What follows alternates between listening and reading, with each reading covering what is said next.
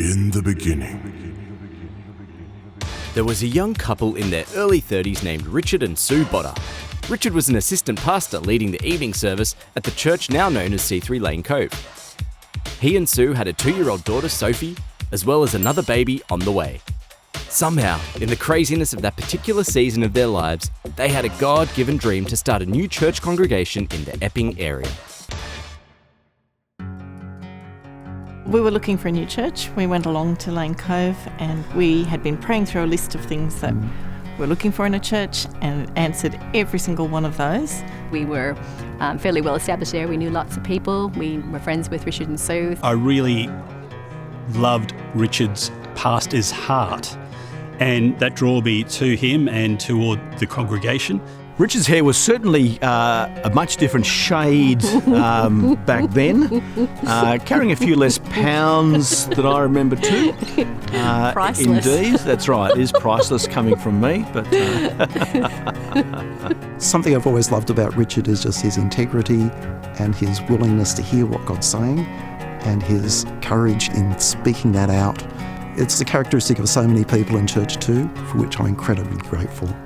For us, it was about doing something that we believed in, stepping out and starting something new, seeing God move into a new area. We really felt a prompting from God that we were going to be part of that and that He would give us the tools that we needed. I was one of the tools. You're one of the tools. One of God's. One of God's God's tools, of course. Edit that as you wish.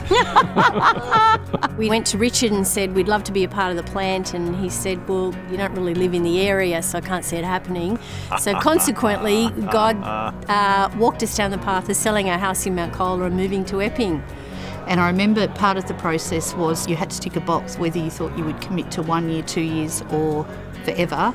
And we just went, oh, forever, of course. It really was a very easy box to tick. So I think I probably ticked for a year, but then the year turned into 2 and 3 and 4. And here we are, 30 years later. 30 years later.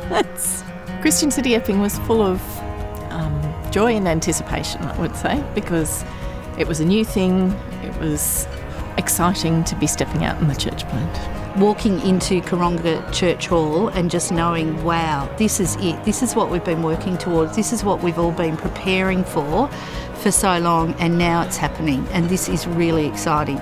There was a real flexibility in the service in terms of trying new things, being encouraged because we had a new environment, we had a new church, a new congregation. It was a really enriching and joyful time to be able to do that. There was only 70 of us, including kids, so everybody just needed to get in and do whatever needed to be done. Having just a keys and guitar and vocalist was actually quite fun. One thing I remember was Andrew Wilson used to have to come with his abseiling gear just to hang up the overhead projector screen. Over time, God added to our number, and it was absolutely fantastic to see His goodness and His provision. Look, what has happened over the last 30 years, I don't think I could have imagined that it would be what it is today.